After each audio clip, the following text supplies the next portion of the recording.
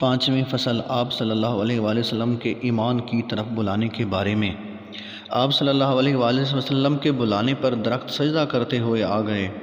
وہ آپ کی طرف چل رہے تھے بغیر قدم یعنی پاؤں کی ٹانگ یعنی پنڈلی پر، گویا کہ ان درختوں نے لکیریں کھینچیں اور لکھا، ان کی شاخوں نے انوکھا خط اپنے راستے کے وسط میں۔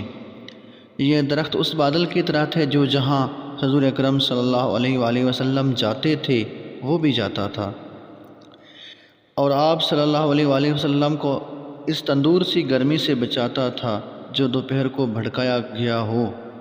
میں اس چاند کی قسم کھاتا ہوں جو دو ٹکڑے ہو گیا تھا، بے شک اس کو آپ کے قلب مبارک سے خاص نسبت ہے، اور میری یہ قسم سچی ہے۔ اور قسم ہے اس خیر و کرم کی جسے غار ثور نے اپنے اندر چھپا لیا تھا، اور ہر طرف کفار اسے دیکھنے سے اندھے ہو گئے تھے۔ پس سراپا سچائی یعنی حضور اکرم صلی اللہ علیہ وآلہ وسلم اور صدیق اکبر اس غار میں تھے اور دکھائی نہ دیے، اور وہ کفار کہہ رہے تھے کہ غار میں کوئی شخص موجود نہیں۔ ان کفار کا گمان تھا کہ کبوتر اور مکڑی نے آپ صلی اللہ علیہ وآلہ وسلم کی موجودگی میں انڈے نہیں دیے اور جالا نہیں بنا۔ اللہ کی حفاظت نے مستغنی کر دیا دگنی زرہوں سے اور اونچے قلعوں سے۔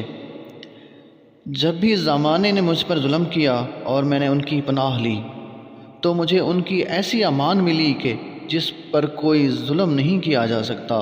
میں نے جب بھی ان کے دست مبارک سے دنیا و آخرت کی دولت طلب کی تو میں نے طلب سے بڑھ کر بخشش پائی ہے اس ذات سے جو بوسہ دیے جانے والوں میں سب سے افضل ہیں۔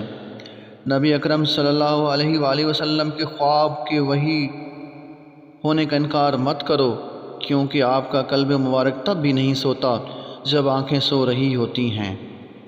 اور یہ معاملہ آپ صلی اللہ علیہ وآلہ وسلم کی نبوت کی عمر یعنی 40 سال تک پہنچ جانے کے بعد رونما ہوا تھا۔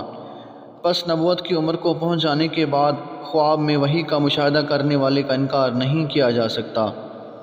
مقدس ہے اللہ کی ذات، وہی محنت کے ذریعے حاصل نہیں ہوتی، اور نہ ہی کسی نبی پر غیب کی خبر دینے کی تہمت ہے۔ نشانیاں معجزات ان کی بہت ہیں، نہیں چھپی ہوئی کسی سے، کہ اس کے بغیر مثال لوگوں کے درمیان قائم نہیں ہو سکتی۔ کتنے ہی بیماروں کو شفا یاب کیا آپ کی ہتھیلی نے چھو کر، اور کتنے ہی محتاجوں کو چھڑایا ہے دیوانگی کی قید سے، اور آپ کی دعا نے قحط والے سال کو ہرا بھرا کر دیا، یہاں تک کہ وہ سال خوشحالی کے اعتبار سے روشن ہو گیا کالے سیاہ زمانوں میں۔